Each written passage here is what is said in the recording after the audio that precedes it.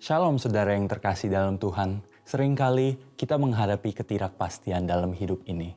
Namun sebagai anak-anak Tuhan, kita percaya bahwa ketika kita mengandalkan dan mempercayakan hidup kepadanya, kita pasti dipelihara. Diberkatilah orang yang mengandalkan Tuhan, yang mempercayakan dirinya pada Tuhan. Hari ini, kita akan belajar melalui kehidupan Nabi Yeremia, seorang yang tetap setia dan dipelihara Tuhan di tengah masa yang penuh ketidakpastian. Yang pertama, Yeremia setia kepada Tuhan. Yeremia adalah nabi yang setia menyampaikan firman Tuhan kepada raja-raja Yehuda. Ada raja yang bertobat ketika ditegur, tetapi banyak juga yang menolak, bahkan menganiaya dia. Yeremia mengalami penderitaan, dipenjara, dimasukkan ke dalam sumur, dan hidup di bawah ancaman. Namun di tengah semuanya, ia tetap setia. Ia terus menyuarakan panggilan pertobatan meskipun bangsa Yehuda tetap memberontak hingga akhirnya mengalami kehancuran pada masa Raja Zedekia. Yang kedua, Yehuda ditaklukkan masa yang kritis. Ketika Babel menyerbu Yehuda, situasi menjadi sangat mengerikan. Kota Yerusalem dihancurkan, tembok runtuh, dan bangsa Yehuda dibuang ke Babel. Ini adalah masa tanpa harapan secara manusia. Dalam kondisi seperti ini, Yeremia pun sebenarnya bisa mengalami nasib yang sama, dibawa ke pembuangan atau bahkan dibinasakan. Yang ketiga, dipelihara dengan ajaib. Namun yang terjadi justru sebaliknya. Tuhan campur tangan secara ajaib. Melalui Panglima Babel, Yeremia dilepaskan, bahkan diberi kebebasan untuk memilih. Ikut ke Babel dengan perlindungan atau tetap tinggal di Yehuda. Ini adalah mujizat Tuhan. Di tengah kehancuran, Yeremia justru dipelihara oleh pihak yang seharusnya menjadi musuhnya. Yeremia memilih tetap tinggal untuk menuntun sisa bangsa agar kembali takut akan Tuhan. Yang keempat, masa depan, masa yang tidak pasti. Seperti Yeremia, kita juga hidup dalam masa depan yang tidak pasti.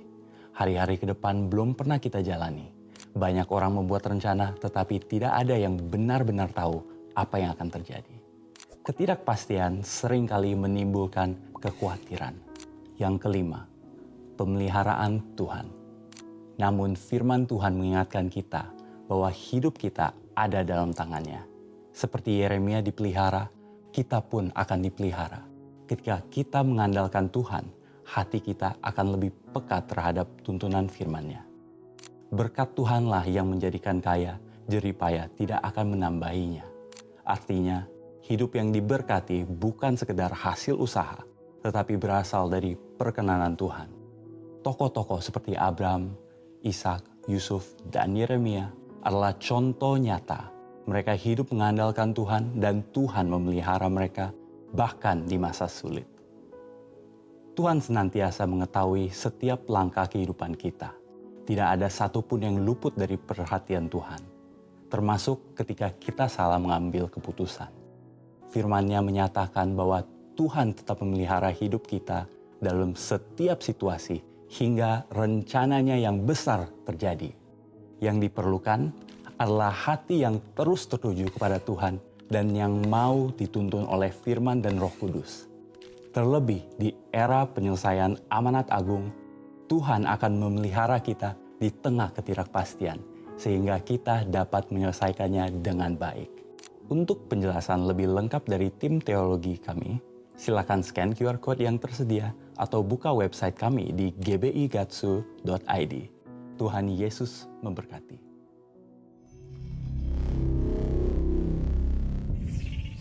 Kasih Tuhan shalom.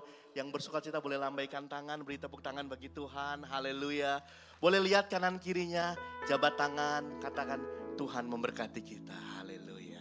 Mengatakan berkat buat rekan-rekan kita. Selamat datang di GB Plaza Indonesia. Kita akan segera mulai ibadah kita. Dan kami tahu sepanjang ibadah mari kita menjaga ketertiban ibadah. Dengan kita hanya mengkonsumsi mineral water ya di tempat ini. Untuk menjaga keindahan ruang ibadah yang sangat bersih dan sangat indah. Dan juga selama ibadah kami himbau untuk menaruh mode silent mode untuk handphone kita supaya kita fokus memuji menyembah Tuhan. Setuju, percaya, katakan amin. Saya undang Bapak Ibu Jemaat Tuhan bangkit berdiri sebagai insan Pentakosta. Sama-sama sebelum kita memulai ibadah raya kita akan mendeklarasikan Pentakosta ketiga, dan kemudian sama-sama kita akan mendeklarasikan Mazmur 91. Yang siap dan bersuka cita katakan amin. Katakan amin. Beri tepuk tangan sekali lagi bagi Tuhan. Haleluya. Pentakosta ketiga, 1, 2, 3. Pentakosta ketiga adalah pencurahan Roh Kudus yang dahsyat di zaman ini, melebihi yang terjadi di Azusa Street. Pentakosta ketiga akan mengakibatkan penuaian jiwa yang terbesar dan yang terakhir sebelum Tuhan Yesus datang kembali. Pentakosta ketiga akan membangkitkan generasi Yeremia, yaitu anak-anak muda yang dipenuhi Roh Kudus, cinta mati-matian kepada Tuhan Yesus, tidak kompromi terhadap dosa, dan akan bergerak untuk memenangkan jiwa. Pentakosta ketiga lahir di Indonesia dan bergerak ke bangsa-bangsa. Gerakan ini dari timur ke barat dan akan kembali ke Yerusalem. Pentakosta ketiga akan memberikan kuasa untuk menyelesaikan amanat agung, dan setelah itu Tuhan Yesus datang kembali. Beri tepuk tangan bagi Tuhan. Haleluya. Mari umat yang disertai Tuhan, di minggu terakhir di bulan Juli ini sama-sama kita akan menyatakan Mazmur 91. Orang yang duduk dalam lindungan yang maha tinggi dan bermalam dalam naungan yang maha kuasa akan berkata kepada Tuhan, tempat pelindunganku dan kubu pertahananku, Allahku yang kupercayai. Sungguh dia layak melepas engkau dari jerat penangkap burung, dari penyakit sampar yang busuk. Dengan kepaknya ia akan menundungi engkau, di bawah sayapnya engkau akan berlindung. Kesetiaannya ialah perisai dan pagar tembok. Engkau tak usah takut terhadap kedahsyatan malam, terhadap panah yang terbang di waktu siang, terhadap penyakit sampar yang berjalan di dalam gelap, terhadap penyakit menular yang mengamuk di waktu petang. Walau 1000 orang rebah di sisimu dan 10.000 di sebelah kananmu, tetapi itu tidak akan menimpamu. Engkau hanya menontonnya dengan matamu sendiri dan melihat pembalasan terhadap orang-orang fasik. Sebab Tuhan ialah tempat pelindunganmu, yang maha tinggi telah kau buat tempat perteduhanmu. Malapetaka tidak akan menimpa kamu, dan tulah tidak akan mendekat kepada kemahmu. Sebab malaikat-malaikatnya akan diperintahkannya kepadamu untuk menjaga engkau di segala jalanmu. Mereka akan menatang engkau di atas tangannya, supaya kakimu jangan terantuk kepada batu. Singa dan ular tedung akan kau langkahi. Engkau akan menginjak anak singa dan ular naga. Sungguh hatinya melekat kepadaku, maka aku akan meluputkannya. Aku akan membentenginya, sebab ia mengenal namaku. Bila ia berseru kepadaku, aku akan menjawab. Aku akan menyertai dia dalam kesesakan. Aku akan meluputkannya dan memuliakannya. Dengan panjang umur akan kukenyangkan dia, dan akan kuperlihatkan kepadanya keselamatan daripadaku. Beri tepuk tangan bagi Tuhan, katakan haleluya. Katakan haleluya. Mari kita berdoa mengawali ibadah kita. Kami bersyukur buat kebaikan Tuhan. Kasih setia Tuhan tidak pernah berubah. Rahmat-Mu baru tiap pagi. Penyertaan-Mu ajaib bagi kami Tuhan. Kami bersyukur kalau kami ada di minggu terakhir di bulan Juli ini. Ini semua karena anugerah Tuhan. Tuhan tuntun kami. Tuhan hampir lebih daripada 1 semester di tahun 2026 ini. Kami melihat perbuatan ajaib, penyertaan Tuhan dalam hidup kami, dalam keluarga kami. Kami berkata sebab Tuhan itu baik dan bahwasannya untuk selama-lamanya kasih setianya. Pada minggu pagi ini kami siap beribadah di rumah-Mu yang kudus. Kami siap bersorak, memuji, memuliakan Tuhan, menyembah. Mata dan hati kami terangkat, tertuju kepada Yesus Kristus, sobat kami yang setia. Kami siap memberi yang terbaik. Dan bila Tuhan namamu dimuliakan, ditinggikan di atas puji-pujian umat-Mu. Dan kami pulang mengalami kelepasan. Kami pulang penuh dengan hikmat. Karena kami diajar lewat firman Tuhan. Kami menjadi orang yang semakin berakar, bertumbuh dan berbuat lebat bagi kerajaan Allah. Sebab bagi mula segala hormat, segala pujian, kekuasaan, kejayaan dari sekarang sampai selama-lamanya. Dalam nama Tuhan Yesus Kristus yang siap beribadah dengan sukacita. Sama-sama katakan, amin, haleluya. Haleluya. Saat ku dalam kesesakan, yang ku harap hanya Kau Tuhan. Saat Saat badai hidup menerpa, masih ada Tuhan bagiku. Saat semua jalan tertutup, tiada yang sanggup menolong. Saat air mata tercurah, masih ada Tuhan bagiku. Penolongku hanyalah dirimu, penghiburku hanya Engkau Bapa-Ku, selalu menyertai hidupku. Kau Bapa-Ku yang nyatakan penolongku. Penolongku hanyalah dirimu, penghiburku hanya Engkau Bapa-Ku, selalu menyertai hidupku. Kau Bapa-Ku yang setia. Kita berikan kemuliaan lebih lagi. Oh Yesus, thank you Jesus, thank you Jesus. Mari nyatakan bersama. Saat ku dalam kesesakan, yang ku harap hanya Kau Tuhan. Saat badai hidup menerpa, masih ada Tuhan bagiku. Saat semua jalan tertutup, tiada yang sanggup menolong. Saat air mata tercurah, masih ada Tuhan bagiku. Penolongku hanyalah dirimu, penghiburku hanya Engkau Bapa-Ku, selalu menyertai hidupku.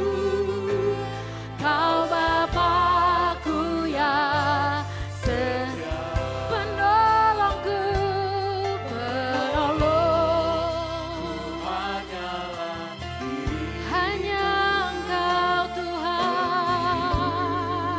Ku hanya Engkau Bapa-Ku, selalu menyertai hidupku. Kau Bapa-Ku yang kita sembah Dia. Oh Yesus, Engkau pengharapan kami, batu penjuru kami, menara perlindungan. Tiada yang lebih berkuasa darimu Tuhan. Haleluya, karena Dia baik.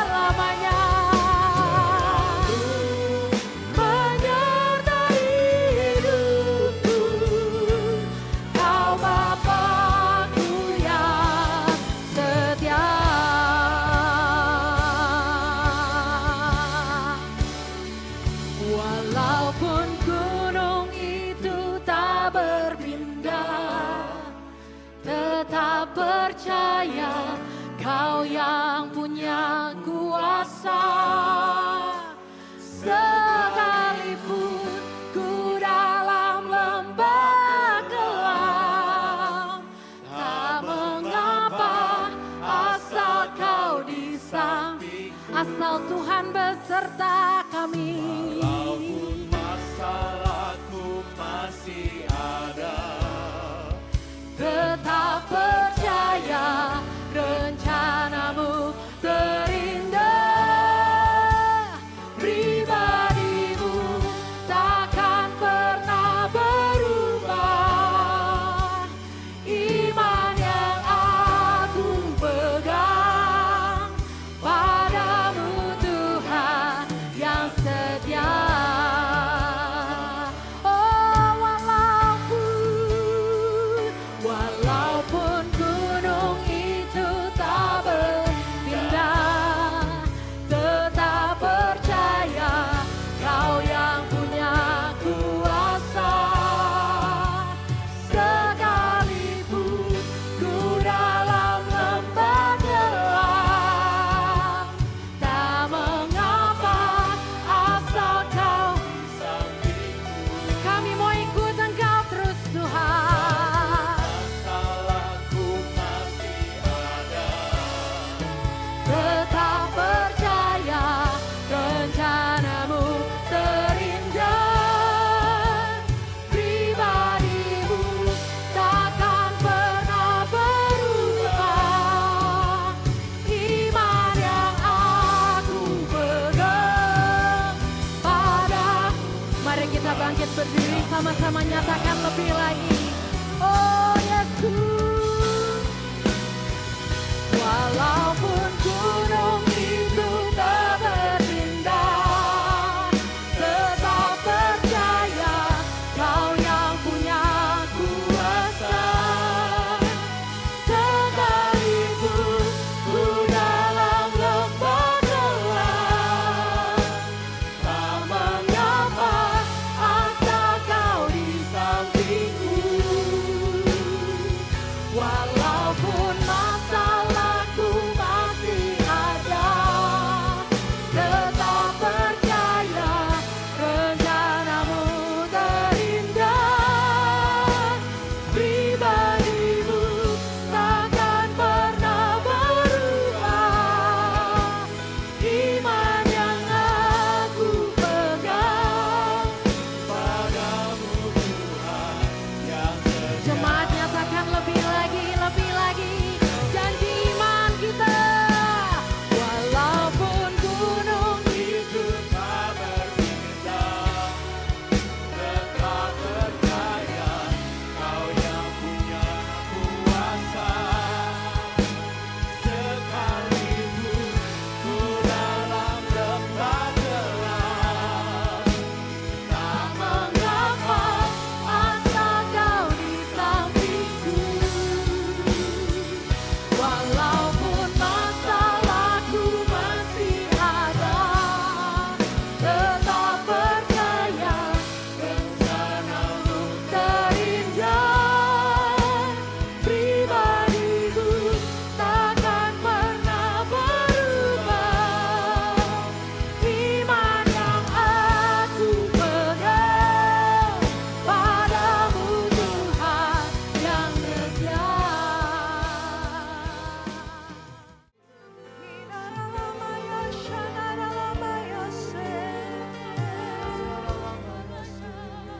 Benar Tuhan, hanya Engkau satu-satunya. Hanya Engkau satu-satunya sumber kekuatan kami.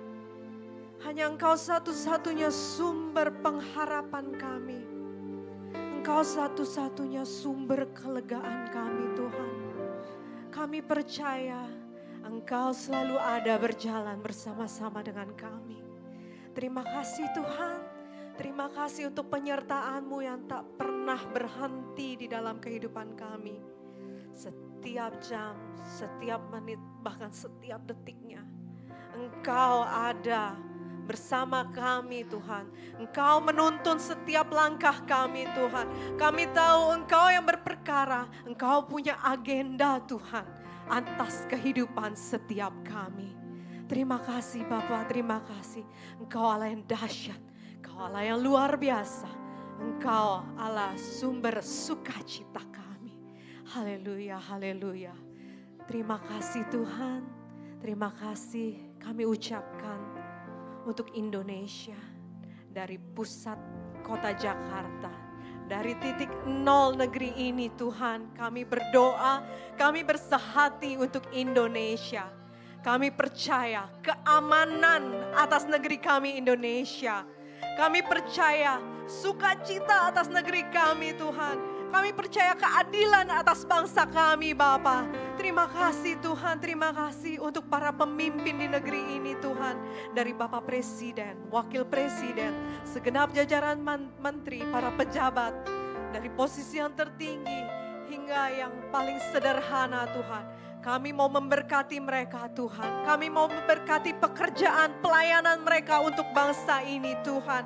Kami percaya urapan Tuhan ada atas pemimpin-pemimpin di negeri ini Bapa.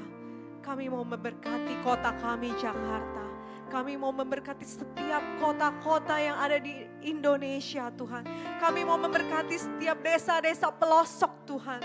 Kami percaya tangan Tuhan tidak kurang panjang untuk memeluk setiap kami.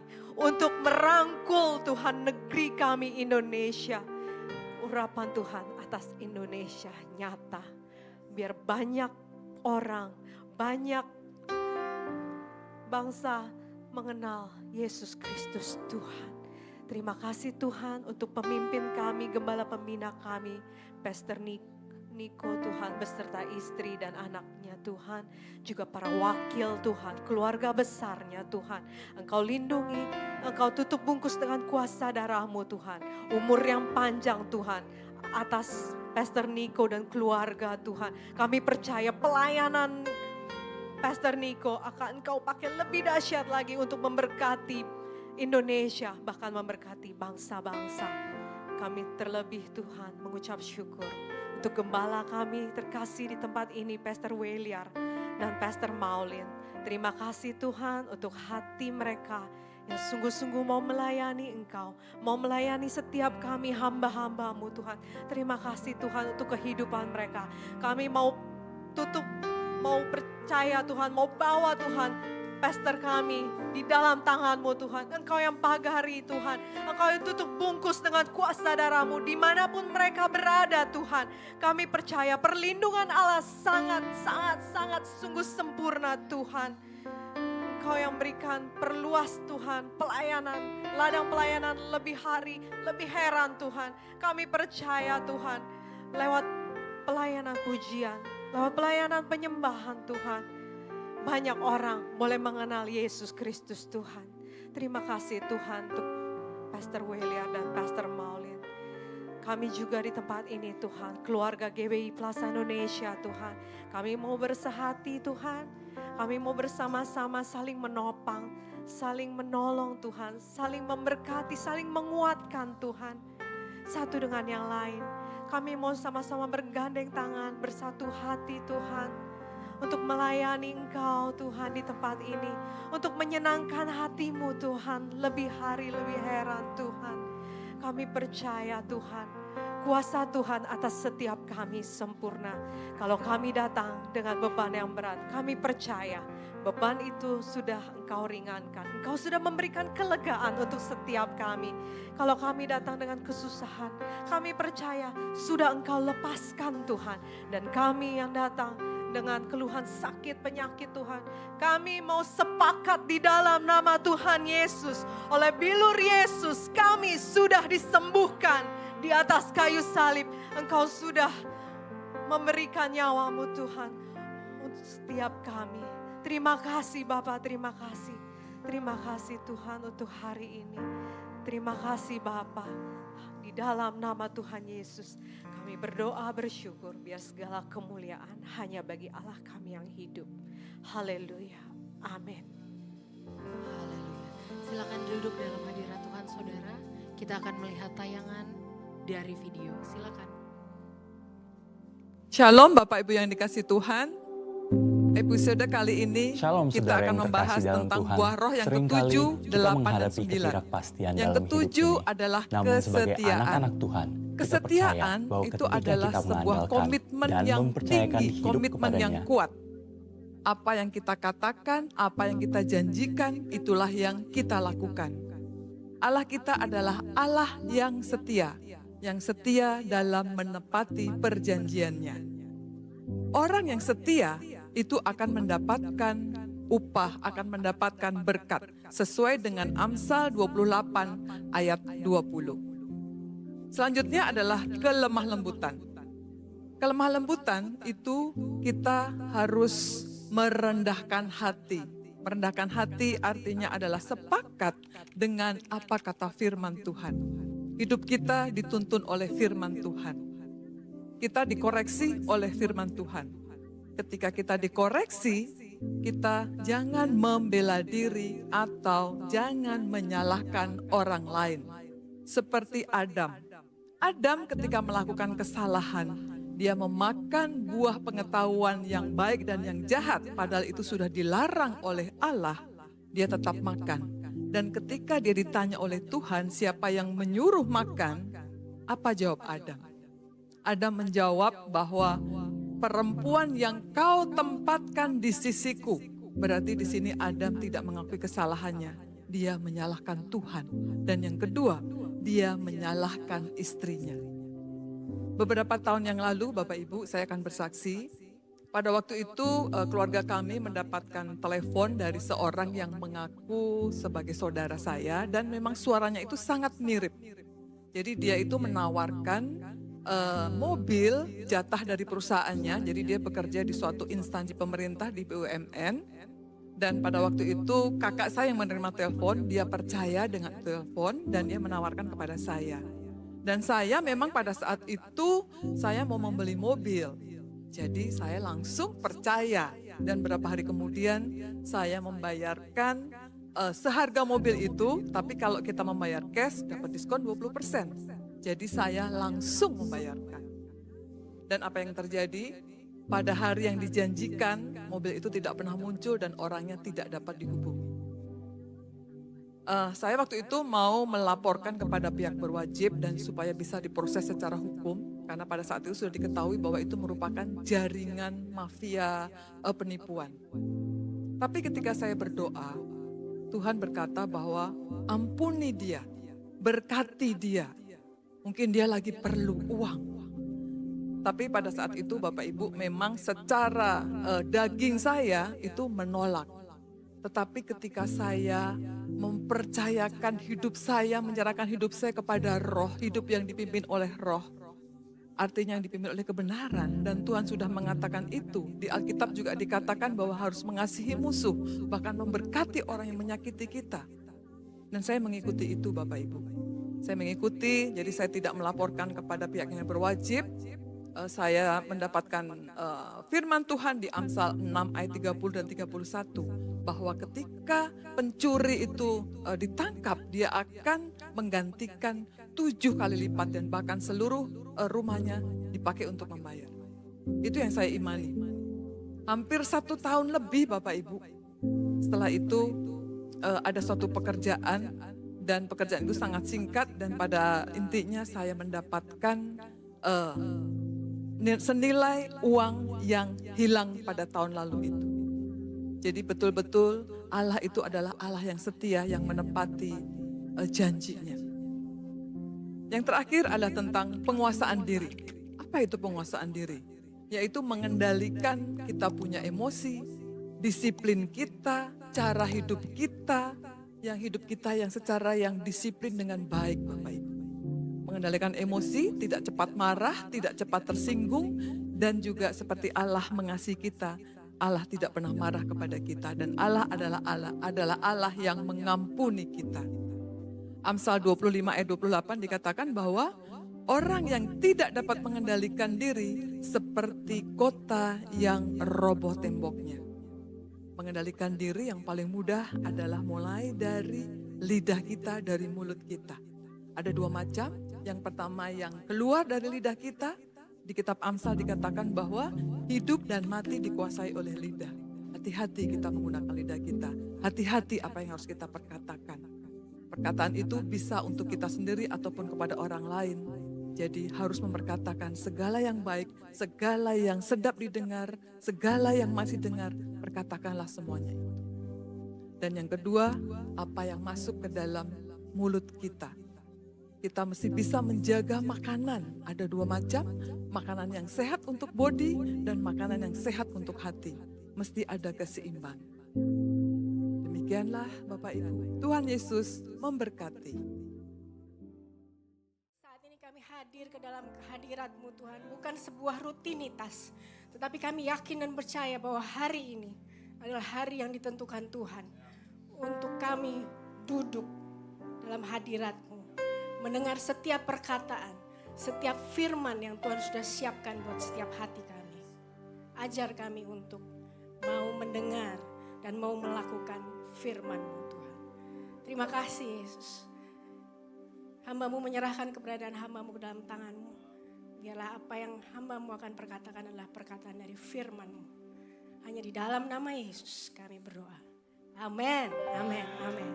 Shalom, silakan duduk Bapak Ibu. Oke. Shalom, selamat pagi, apa kabar? Coba lihat kiri kanannya ada senyuman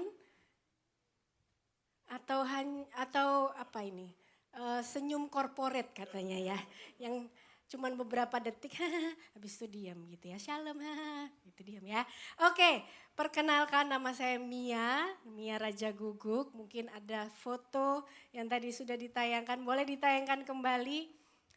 Nah, ini dia, kelihatan ya. Saya mesti minggir dulu ya. Ini keluarga kecil kami, walaupun masih ada dua lagi anak ya, anak bulu.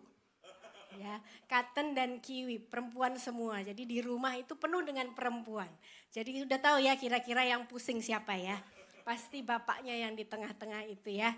Jadi kami sudah menikah 19 tahun. Jadi yang pertama anak saya namanya Raya, usia 18 tahun.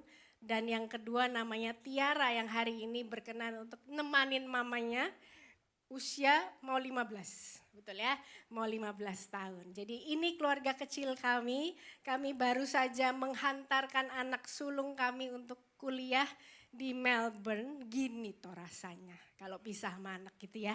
Baru Jumat kemarin kami pulang, berusaha untuk gak melo, gak nangis, tapi tetap ya namanya seorang ibu tuh deg-deg ser gitu ya. Mungkin yang pernah ngalamin udah tahu ya maksudnya gimana. Oke. Sekian perkenalan saya, terima kasih sekali lagi untuk GBI Outbox Plaza Indonesia yang sudah mengundang keberadaan saya di tengah-tengah Bapak Ibu.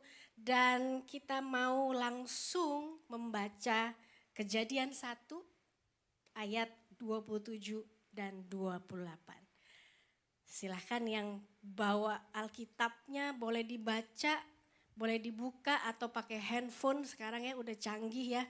Tapi saya baru sadar bahwa anak-anak Gen Alpha mulai suka kembali dengan Alkitab fisik. Gitu ya, lucu ya.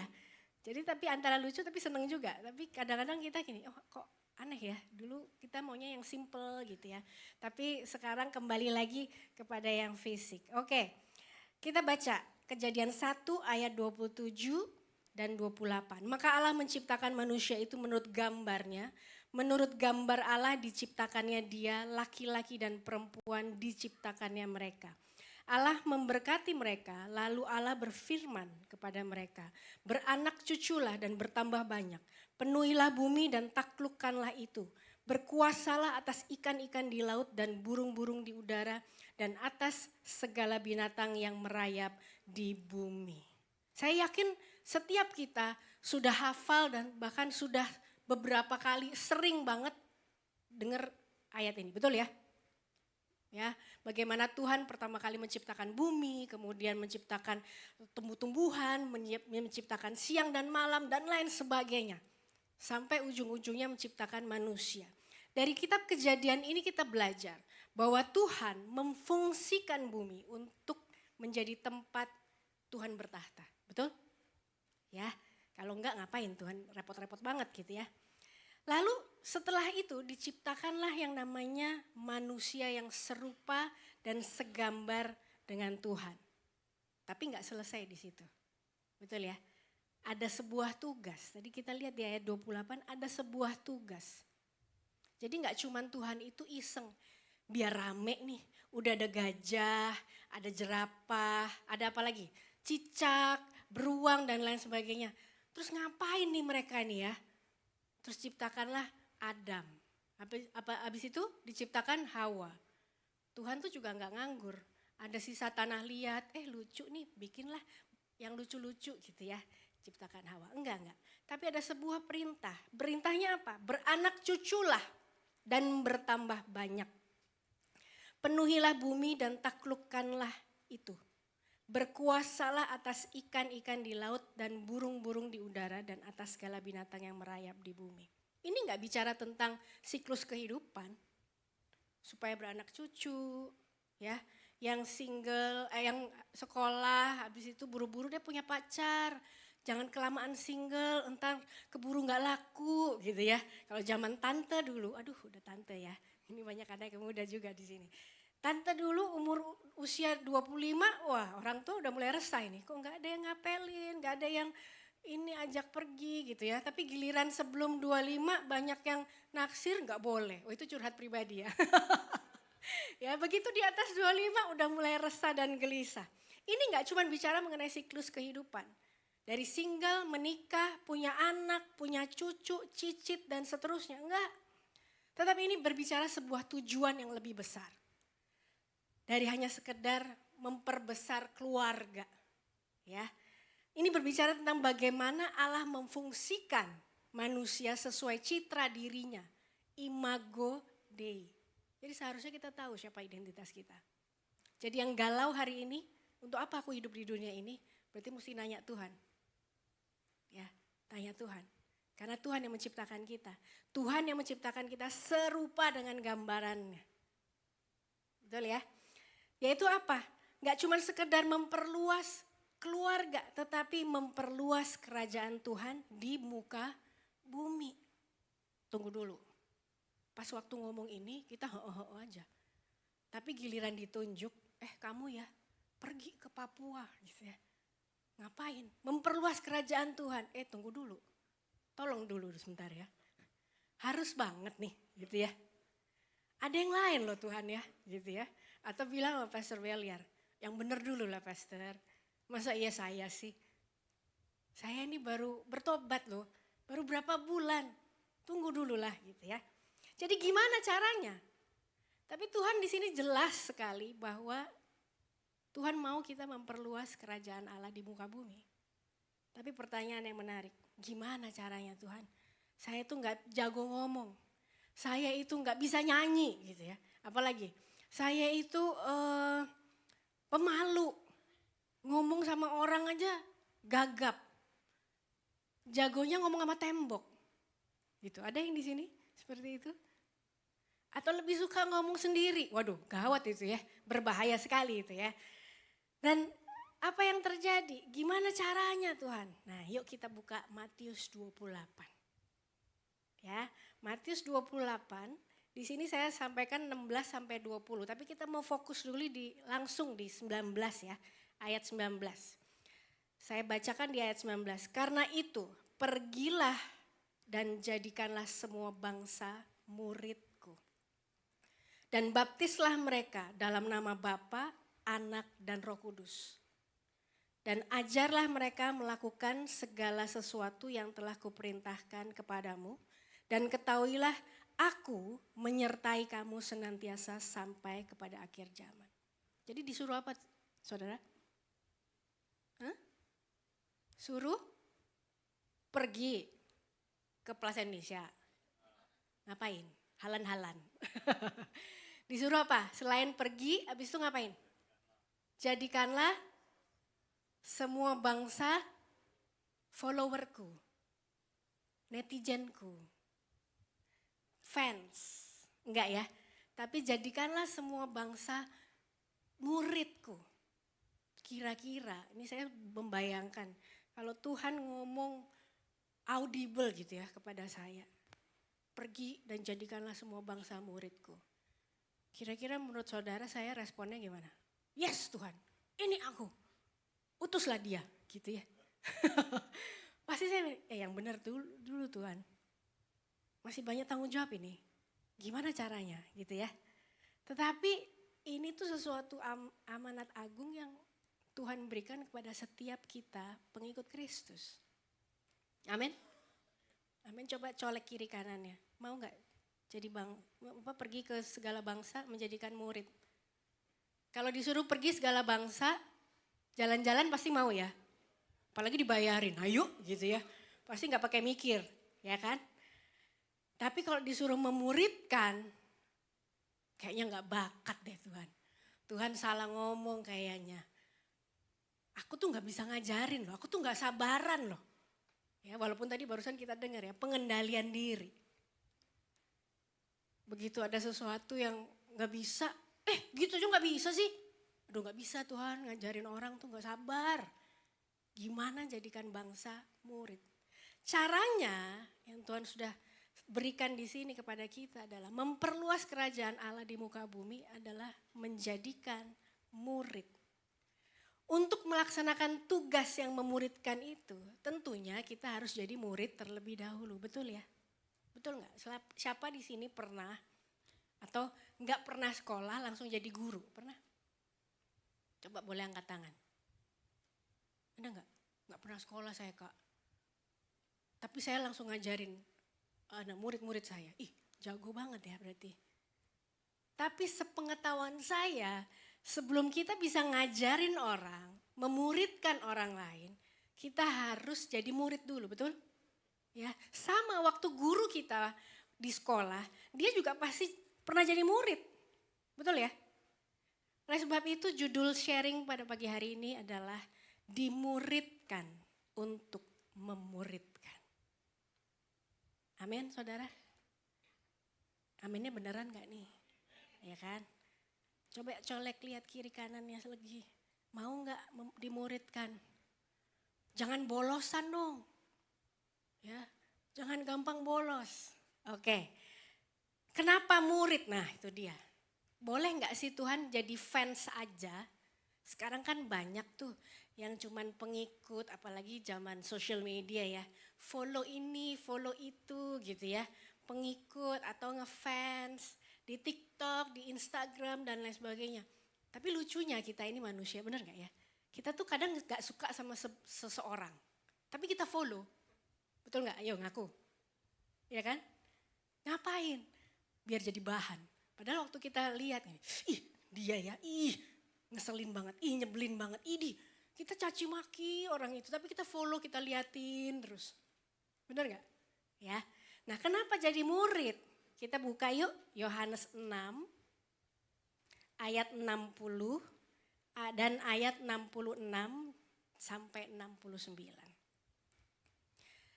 Ayat 60 dulu saya baca. Sesudah mendengar kata-kata Yesus itu, banyak di antara pengikutnya berkata, pengajaran ini terlalu berat. Siapa yang dapat menerimanya?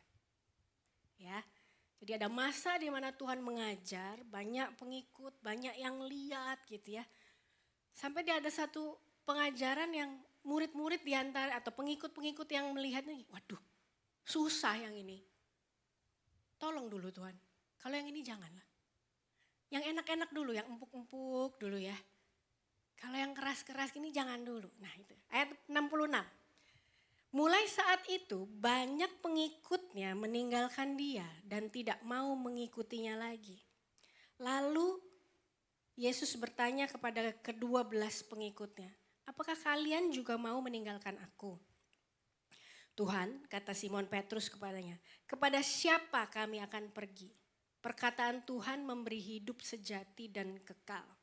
Kami sudah percaya dan yakin bahwa Tuhanlah utusan suci dari Allah.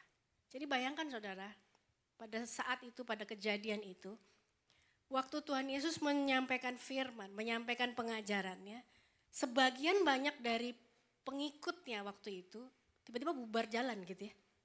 Betul ya? Banyak pengikutnya meninggalkan dia. Bisa separohnya, bisa sepertiganya gitu kira-kira ya. Mungkin tapi Tuhan Yesus tuh seru ya, dia tuh secure banget. Dia nggak panik gitu. Pada kemana? Tungguin dong, jangan ditinggal dong gitu. Enggak ya, nggak ada cerita di Alkitab. Tapi dia tenang, bahkan dia menghampiri murid-muridnya. Dia nanya, malah nantangin ibaratnya gitu. Kalian juga mau tinggalin aku enggak? Tapi Simon Petrus bilang, enggak lah Tuhan, kita mau kemana lagi? Ya, kami sudah percaya dan yakin bahwa Tuhanlah utusan suci. Di sini kita lihat, ada penggemar, ada murid. Betul ya? Jadi apa bedanya saudara? Yuk kita lihat ya. Apa bedanya follower, pengikut, simpatisan. Simpatisan. Nah namanya simpatisan. Jadi kalau dia simpatik ya dia ikut. Kalau dia mulai nggak simpatik sama yang diikuti ya dia tinggal kan gitu ya. Gampang, betul ya? Amin? Ya kok amin? Ya gitu kan. Udah template ya. Sementara kalau murid itu artinya apa? Pembelajar. Atau pelaku. Ada nggak yang di sini sekolahnya waktu TK atau SD cuman datang 1 hari terus pinter? Ada nggak? Boleh angkat tangan. Nggak ada ya? Semuanya menjalani SD 6 tahun, SMP 3 tahun, SMA 3 tahun gitu ya. Paling kalau yang paling pinter banget mungkin SMA cuma 2 tahun langsung skip, langsung kuliah dan lain sebagainya. Kita lihat pengikut dan murid di sini. Bedanya apa? Lihat, follower itu mengikuti seseorang karena suka, tertarik, terinspirasi, yes, cantik ya, ganteng ya. Ya apalagi yang di sini suka lihat konser-konser, ayo konser-konser Korea gitu ya. Padahal sebenarnya kalau saya diajak tuh saya bingung. Padahal nggak ngerti kan bahasanya. Tapi hebatnya orang Indonesia ini ikut aja pokoknya nyanyi gitu. Ya, yang penting heboh. Ya, gak apa-apa, gak masalah. Cuman karena saya ini menghindari melihat tontonan atau drama Korea. Kenapa? Saya itu orangnya penasaran. Jadi kalau sekali nonton, aduh gawat. Apalagi kalau berapa episode, 40 episode, waduh gak kelar dah. Bisa tidak berfungsi maksimal saya besoknya ya. Bisa senggol bacok di rumah itu.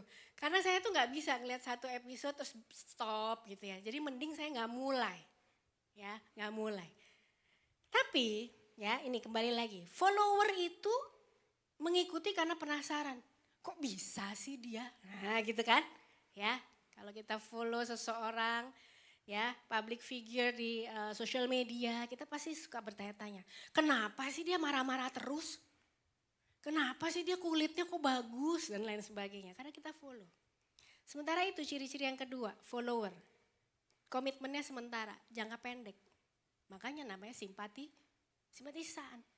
Jadi kalau simpati dia ikut, kalau udah gak suka dia tinggalin. Mengagumi pemimpin atau seseorang yang diikuti, kagum, keren ya dia. Gak pernah tua loh. Ya kalau di sosial media gak pernah tua ya. Begitu lihat asli loh kok beda gitu kan. Ya kadang-kadang kita suka yang ditipu-tipu gitu suka. Ya, kemudian ciri yang berikutnya, fokus kepada penerimaan manfaat pribadi. Fokusnya, kalau apa yang saya ikuti, buat saya itu ada manfaatnya, ya saya follow. Buat saya happy, saya follow. Kalau yang agak babak belur, enggak deh, ngapain ya? Gitu. Tetapi, ciri-ciri murid, mengikuti seseorang dengan niat loh ya, komitmen untuk belajar, bertransformasi menjadi seperti dia. Komitmennya jangka panjang sama waktu kita daftar sekolah, betul? Meneladani pemimpin, meneladani itu apa? Mencontohkan. Ya, nyontoh terus masukkan ke dalam kehidupan kita sehari-hari. Fokus kepada apa? Bapak Ibu Saudara? Murid apa? Fokus kepada pertumbuhan, ketaatan, dan melayani sesama. Jadi kunci perbedaannya apa? Yang sangat amat membedakan antara follower, simpatisan, dan murid adalah komitmen dan transformasi kehidupan. Jadi jangan cuman happy kalau kita ini datang dalam sebuah kebaktian, banyak jemaatnya. Tapi pertanyaannya, boleh happy, tapi nggak cuma sampai di situ. Pertanyaannya, seberapa banyak yang mau jadi murid? Ataukah mereka ini semua simpatisan? Kalau happy datang, kalau lagi gesekan enggak males. Lihat mukanya aja udah mules. Ya, nggak usah deh. Pindah gereja boleh enggak? Ya, seberapa banyak dari kita ini mau jadi murid? Sama, waktu Yesus berhadapan dengan banyak orang yang mengikuti dia, Yesus pun berhadapan dengan banyak follower, simpatisan. Tapi nggak semuanya mau jadi murid. Karena murid itu artinya pembelajar. Dan kehidupannya mau diubahkan. Oleh sebab itu mari kita belajar bagaimana jadi murid. Amin saudara? Oke, gimana caranya? Yuk kita buka ya. Ini mohon maaf banyak firman yang saya sampaikan supaya kita banget gitu. Apa tuh bahasanya itu? Pegang banget gitu ya, supaya kita nggak galau lagi. Oke, kita buka Matius 28. Yuk, kembali ke Matius 28 tadi. Kita fokus di ayat 16 dan 17. Gimana sih syaratnya jadi murid? Dan ke-11 murid itu berangkat ke Galilea, ke bukit yang telah ditunjukkan Yesus kepada mereka. Ayat 17. Ketika melihat dia, mereka menyembahnya, tetapi beberapa orang ragu-ragu. Sampai di sini dulu. Saya mau kasih konteks dulu. Jadi pada saat ini kejadian ini terjadi, ini adalah beberapa hari setelah Yesus mati di kayu salib, bangkit. Ceritanya begitu ya. Nah bayangkan saudara, kita ngelihat film Passion of the Christ. Kadang-kadang saya udah gak mau lihat lagi karena aduh kesian banget gitu. Gak tega. Tapi ini murid-murid zaman itu melihat sendiri. Nah, jadi kejadian yang terjadi itu nggak menyenangkan. Dan bahkan banyak yang mempertanyakan, katanya dia Tuhan. Kok mati? Beneran nggak sih? Gitu ya. Nah singkat cerita, dalam kegalauan, dalam kebingungan itu, murid-murid ini ingat. Jadi waktu Yesus sebelum ditangkap, dia makan-makan bareng, betul ya? Ya, Last Supper. Dia ngajak muridnya makan, terus salah satu perkataannya, nanti seorang anak manusia akan bangkit dan akan mendahului kamu di Galilea. Betul ya? Itu ada di Matius 26 ayat 32. Percayalah, itu ada. Ya, jadi gak usah dibuka. Betul ya? Jadi saya gak ngerti sih.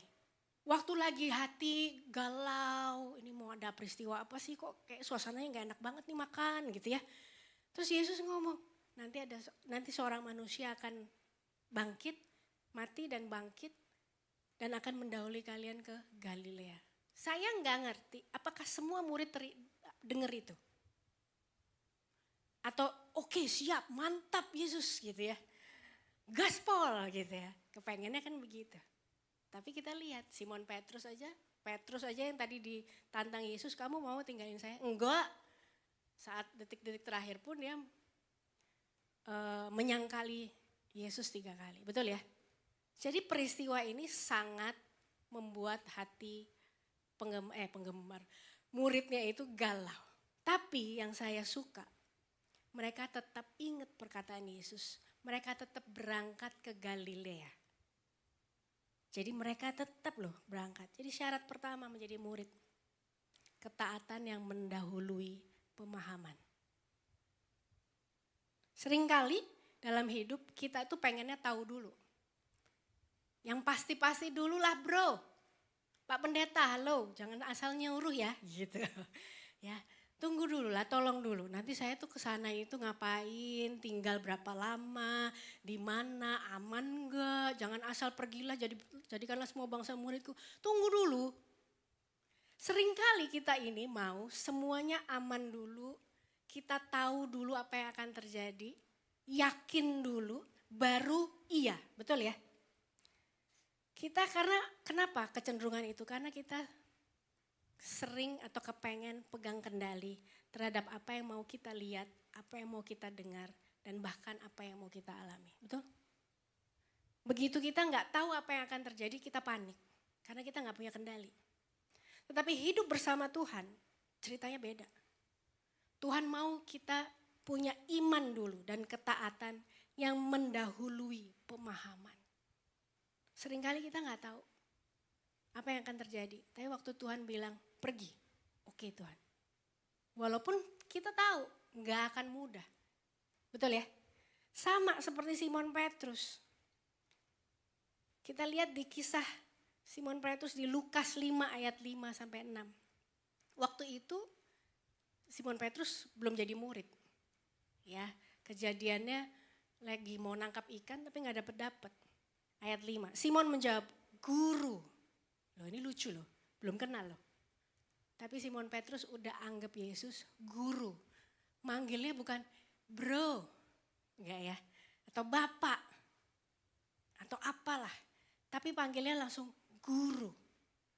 Telah sepanjang malam kami bekerja keras dan kami tidak menangkap apa-apa. Tetapi karena engkau menyuruhnya, aku akan menebarkan jala juga.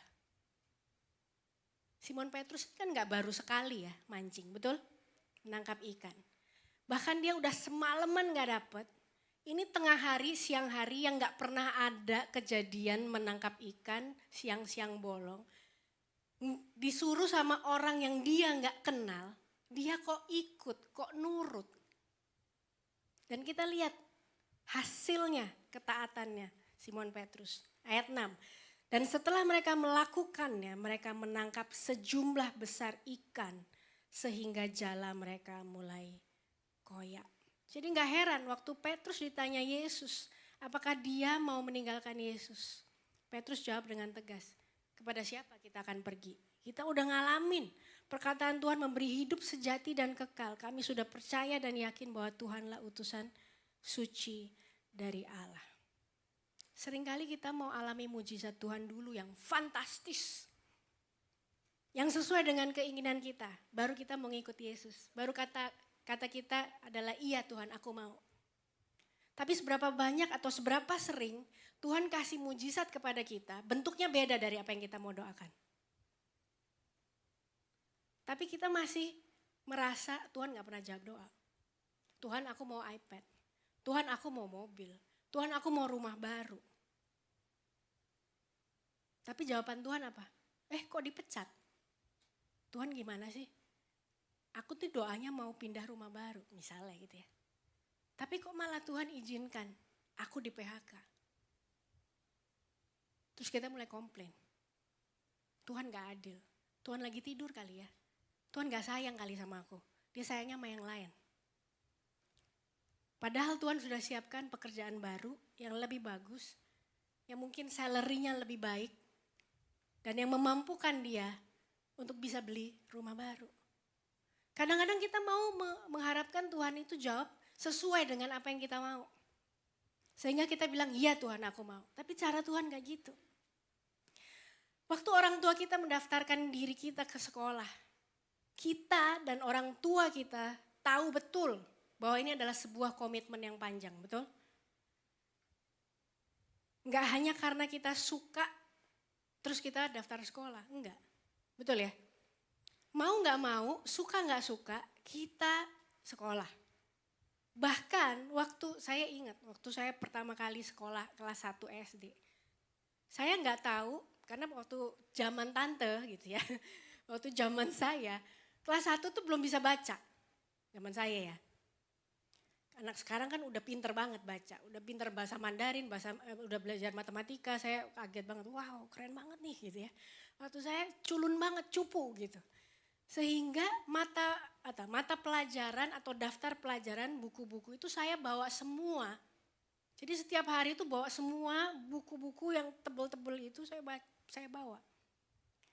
Satu hari orang tua saya nanya, kenapa dibawa semua? Nanti emang pelajarannya apa? Enggak tahu. Nah itulah murid. Dia bahkan gak tahu yang mau diajarkan sama gurunya hari ini itu apa. Tapi saya tetap hadir. Saya tetap datang. Kenapa? Karena saya komit terhadap proses belajar itu. Kenapa mau komit? Karena saya taat sama orang tua saya. Betul ya? Sehingga kita suka gak suka tetap hadir duduk belajar sampai selesai. Dan waktu lulus biasanya gitu ya, waktu lulus setelah SD, SMP, SMA, kuliah. Baru kita bisa bilang, untung ya waktu itu guru kita ngajarin ini loh. Untung ya waktu itu kita datang loh. Padahal waktu kita datang hari itu, kita kadang gak ngerti ini guru ngomong apa ya. Apalagi zaman saya sekolah kadang gak semua guru tuh komunikatif, betul ya Bapak Ibu di sini ya. Ada yang ngomongnya sama papan tulisnya aja, yang berharap muridnya ngerti gitu ya. Terus nanti kalau gak bikin PR dilempar kapur gitu, zaman tante masih kapur ya adik-adik semua. Kapur gitu ya, gak bikin PR, hukum tulis 500 kali. Padahal gak ngerti, apa sih ini poinnya gitu ya. Tapi besokannya tetap datang. Itu yang syarat yang pertama. Syarat yang kedua apa? Kita lihat kembali Matius 28, 17 sampai 20. Ayat 17 khususnya. Ketika melihat dia, mereka menyembahnya. Tapi di sini apa? Tetapi beberapa orang apa? Ragu-ragu. Nah, menariknya ayat 18. Yesus mendekati mereka dan berkata, kepadaku telah diberikan segala kuasa di surga dan di bumi. Kita stop dulu di situ. Saya suka dengan kalimat ini. Ada yang ragu-ragu.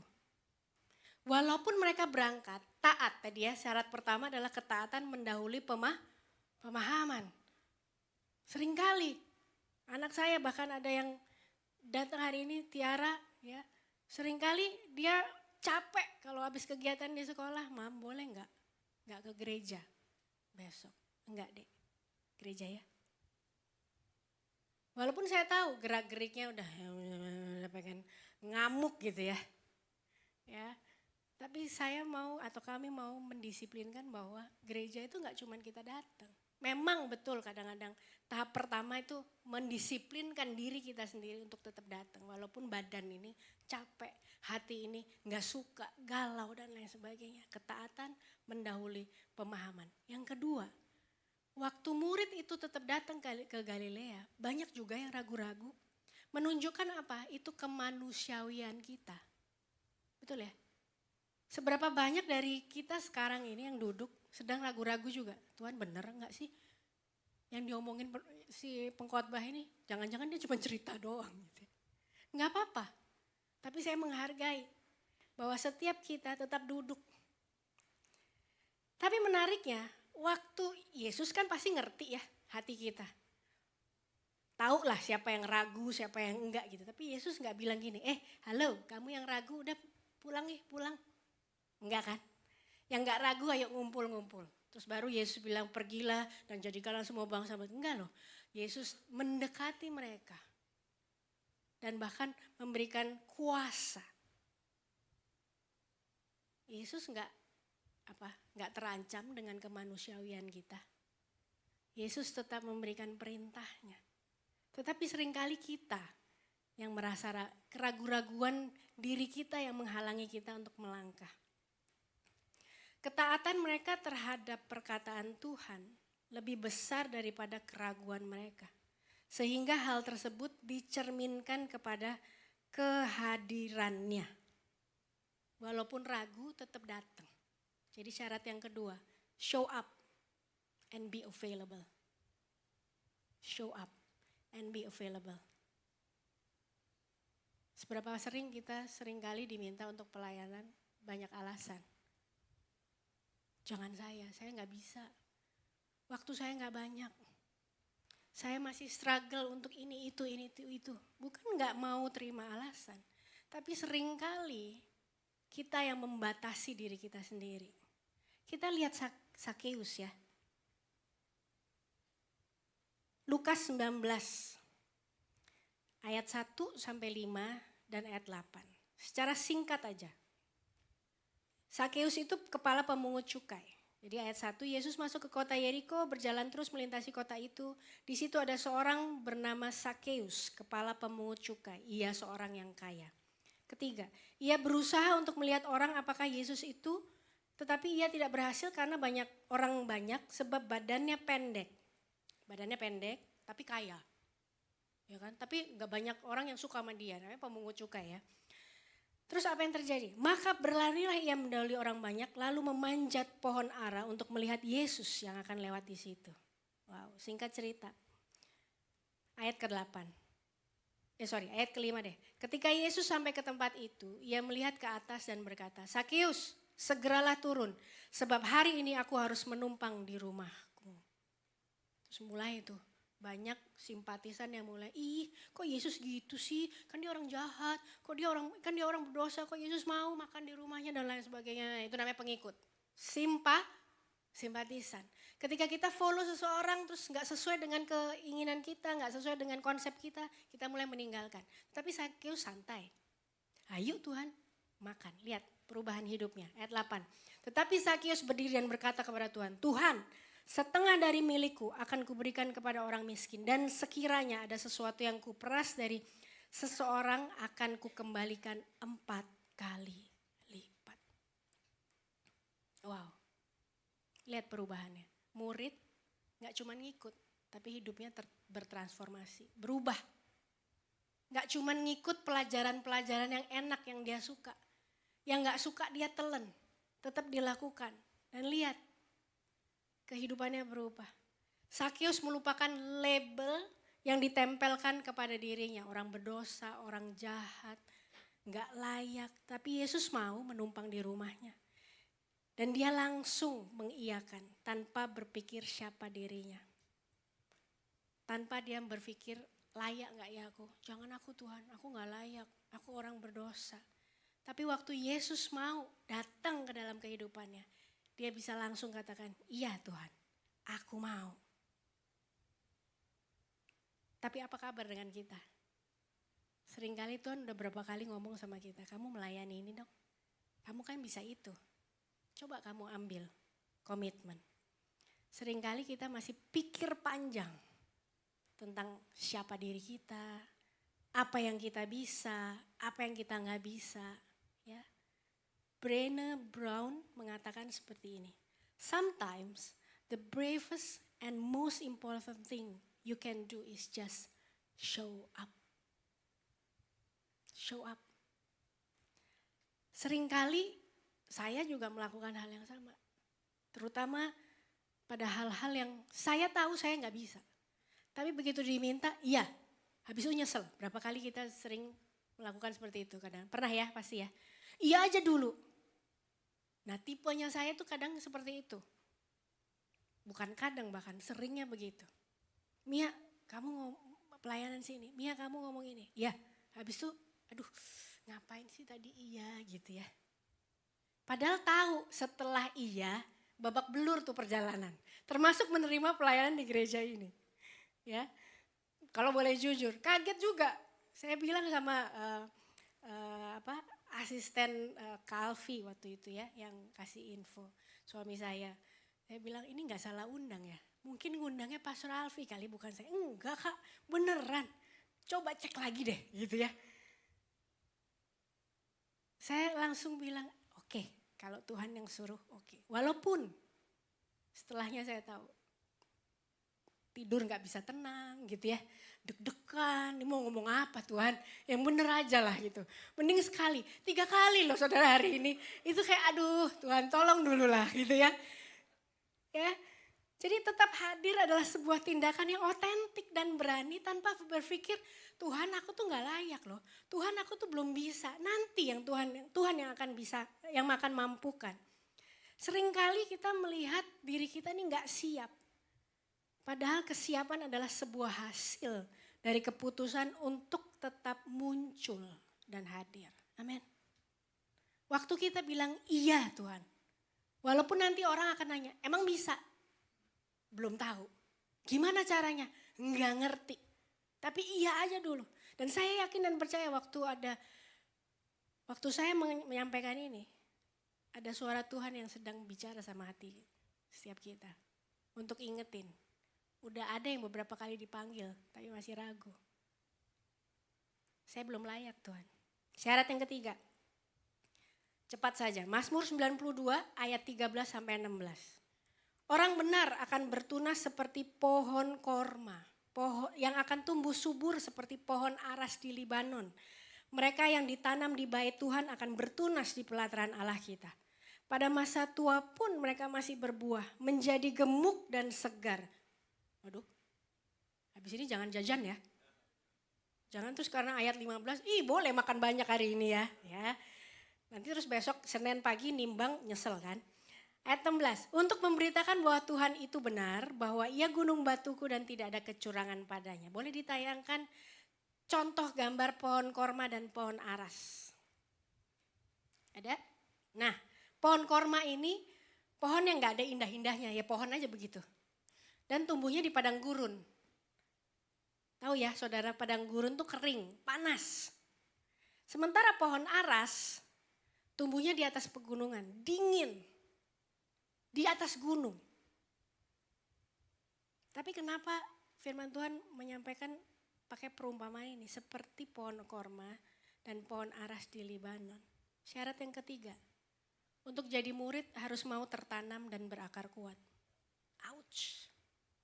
Coba lihat kiri kanannya udah berdarah-darah belum? Ya, tertanam dan berakar kuat itu berbicara sebuah komitmen yang gak main-main saudara. Dan komitmen, kalau kita ngomongin komitmen, itu adalah proses jangka panjang. Sama waktu pohon kurma, waktu pohon aras, yang terus memiliki komitmen untuk terus tertanam, berakar kuat, dan tidak hanya sekedar tertancap. Kalau tertancap tuh pohon cabai, pohon toge. Nah pasti yang anak muda pernah ya dapat project dari guru. Coba tanam kacang ijo toge, cepet kan? Cuman 1-2 hari, ntar diintip. Kok belum ada, resah dan gelisah gitu ya. Begitu ada, ada gitu ya. Tapi habis itu mati. Pohon kurma enggak, karena dia berada di padang gurun yang kering. Dia harus cari terus mata air, sumber mata air. Makanya dia kuat. Nah seringkali kita itu maunya tertancap doang. Begitu gak enak, pindah. Gak asik nih gerejanya. Atau komunitas sel. Kurang perhatian. Boleh pindah gak? Pindah. Nanti tinggal tunggu waktu, gesekan terjadi. Ternyata gak enak juga ya, pindah lagi. Kalau yang sering-sering pindah begini, terus ketemu masalah, jangan-jangan kita yang jadi masalah memang. Ketahuilah, tidak ada gereja yang sempurna, tidak ada komunitas sel yang sempurna. Ya, sama seperti pohon, harus berkomitmen dalam cuaca apapun, musim apapun. Pohon itu harus tetap di lokasi yang sama. God doesn't bless temporariness. He blesses rootedness. Tuhan tidak memberkati sesuatu yang sementara. Tuhan memberkati sesuatu yang tertanam kuat. Berakar kuat adalah sebuah akibat dari komitmen yang untuk terus-menerus mencari sumber air. Ada masa di mana kita ngalamin gesekan. Betul ya? Namanya juga manusia. Ada yang gak suka, baik di gereja maupun di komunitas yang lebih kecil. Namun pertanyaan saya, kita mau jadi pengikut, simpatisan, yang cuman tertancap, habis itu pindah lagi. Penggemar, yang hanya mendekat kalau ada maunya. Kalau semuanya aman aja, baik-baik aja. Atau kita mau menjadi seseorang yang tetap hadir, show up. Walaupun seringkali banyak hal yang bikin kita gak ngerti kenapa ini terjadi ya Tuhan.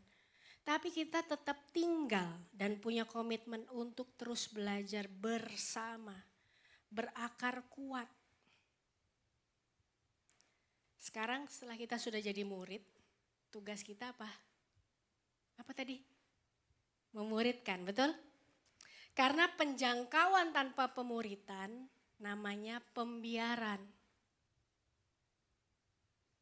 Yang punya hobi bercocok tanam pasti ngerawat ya. Tapi kalau kita menanam sesuatu nggak dirawat, ya udah terserah dia mau hidup boleh, nggak mau hidup ya udah deh silahkan, enggak ya. Betul ya? Penjangkauan tanpa pemuritan namanya pembiaran. Sementara penjangkauan yang disertai pemuritan akan terjadi perubahan hidup. Seberapa banyak yang mau hidupnya berubah? Ada? Amin. Siapa yang mau mengubahkan kehidupan orang lain? Tuhan pakai kita untuk mengubahkan kehidupan orang lain. Amin. A transformed life will transform others. Kehidupan kita yang berubah akan mengubahkan kehidupan orang lain. Jadi kita mesti yang berubah dulu. Kita gak suka, oke, gak ada yang sempurna. Tapi saya mau komitmen untuk tetap tinggal di komunitas ini. Sampai kehidupan saya berubah. Penerimaan kita yang membuat komunitas kita sempurna. Penerimaan kita yang membuat gereja kita sempurna. Penerimaan kita yang membuat keluarga kita sempurna. Dan penerimaan kita yang membuat pertemanan kita menjadi sempurna. Ketika orang lain melihat, kok kamu tetap tinggal. Walaupun gak enak. Itu yang akan mengubahkan kehidupan orang lain. Janji Tuhan terakhir buat kita. Janji Tuhan waktu kita memuridkan. Lihat. Matius 28 ayat 20b, Amplified Bible mengatakan seperti ini. I'm with you always, remaining with you perpetually, regardless of circumstance, and on every occasion, and even to the end of the age. Saya menerjemahkan secara bebas ayat ini. Aku menyertai kamu selalu. Dikasih keterangan loh. Artinya apa selalu itu? Tetap, apa coba kita baca bersama-sama yuk.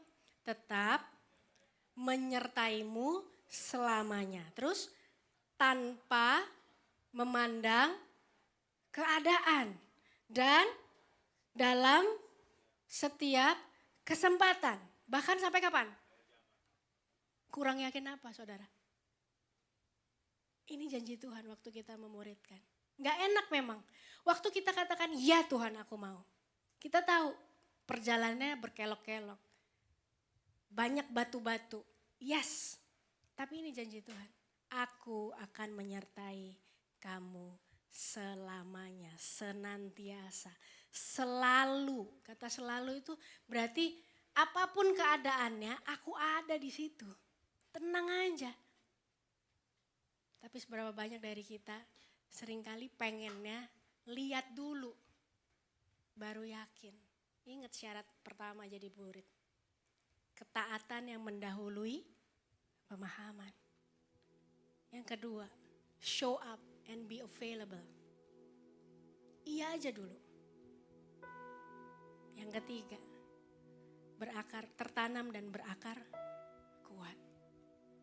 Amin saudara. Amin. Mari kita berdoa. Tuhan Yesus, terima kasih Tuhan. Untuk firman-Mu, untuk perkataan-Mu, untuk isi hati-Mu, untuk setiap kami yang hadir pada pagi hari ini. Kami tahu bahwa komitmen ini gak main-main Tuhan. Tapi kami yakin juga bahwa Engkau Allah yang hebat, Engkau Allah yang besar itu akan menyertai kami. Akan terus memegang tangan kami. Bahkan di saat-saat kami merasa udah lemah. Saat kami merasa udah gak sanggup. Saat kami udah mau menyerah. Engkau Tuhan yang akan menguatkan. Menuntun jalan kami. Kami menyerahkan seluruh keberadaan kami ke dalam tangan-Mu Yesus. Hamba-Mu sudah selesai bicara, tapi karya-Mu akan terus berjalan dalam kehidupan anak-anak-Mu pada siang hari ini. Teguhkanlah mereka Tuhan. Yakinkanlah mereka Tuhan. Terhadap apa yang Tuhan sudah sampaikan dalam hati mereka masing-masing. Terima kasih Tuhan. Engkau Allah yang baik. Engkau Allah yang sungguh amat baik. Di dalam nama Yesus kami berdoa. Amin, amin, amin. Mari kita satu dalam doa. Tuhan terima kasih buat siang hari ini, ibadah pertama. Terima kasih buat setiap firman yang boleh kami dengar. Kau ajarkan kami untuk kami, setiap kami boleh jadi murid. Dan waktu kami sudah jadi murid, kami mau memuridkan Tuhan. Terima kasih Tuhan buat setiap firman yang jadi rema buat kami. Biar hari-hari ini Tuhan, kami mau ikuti panggilan-Mu Tuhan. Panggilan-Mu untuk setiap kami, jemaat-Mu di tempat ini Tuhan. Hari kami berdoa buat Pastor Mia Tuhan. Bersama suaminya Pastor Alfi dan pengembalanya di GPCC Tuhan. Tuhan pakai keluarga hamba-Mu ini Tuhan. Jadi berkat dimanapun mereka berada. Dan kami berdoa waktu mereka membagikan firman Tuhan. Banyak jiwa-jiwa dimenangkan untuk kemuliaan nama Tuhan. Terima kasih Tuhan, terima kasih. Terima kasih buat siang hari ini. Buat setiap jemaat-Mu yang boleh ada di tempat ini, kami hamba berdoa. Waktu kami datang, kami pulang dengan berbeda Tuhan. Yang sakit Kau telah sembuhkan. Yang beban berat Kau telah angkat setiap beban permasalahan mereka. Kami percaya Tuhan, bersama Engkau kami lakukan perkara besar Tuhan. Terima kasih Tuhan kalau kami akan berpisah satu sama lain Tuhan. Hamba berdoa Tuhan, minta penyertaan Tuhan sempurna. Darah Yesus menutup kami sempurna kemanapun kami pergi Tuhan. Terima kasih Tuhan, saat ini kami angkat tangan kami mau terima berkat dari Tuhan. Orabaya shikarala balaba. Tuhan memberkati dan melindungi Engkau. Tuhan Yesus menyinari Engkau dan memberikan Engkau kasih karunia Tuhan. Tuhan Yesus mengharapkan wajahnya kepadamu dan memberikan Engkau damai sejahtera. Pulanglah, terimalah berkat dari Allah Bapa. Kekuatan dari Tuhan Yesus Kristus, persekutuan yang manis oleh Roh Kudus menyertai kita semua. Dan saat ini sampai Tuhan menjemput kita kalau memperoleh bahkan sampai selama-lamanya. Setiap jemaat yang telah menerima berkat sama katakan amin. Happy Sunday, Tuhan Yesus berkati.